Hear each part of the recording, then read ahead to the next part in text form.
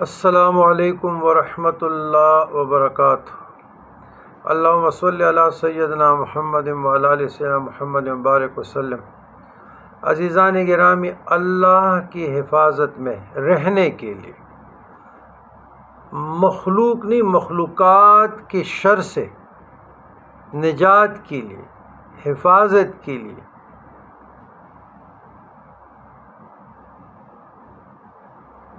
واللہ یعصمک من الناس، واللہ یعصمک من الناس، واللہ یعصمک من الناس 21 مرتبہ ہر نماز کے بعد آپ اللہ کی حفاظت میں رہیں گے، لوگوں کے شروں سے محفوظ رہیں گے، نفس کے شر سے بھی رہیں گے، شیطان کے شر سے بھی رہیں گے، اولاد کی شر سے بھی رہیں گے، بیگم کی شر سے بھی رہیں گے،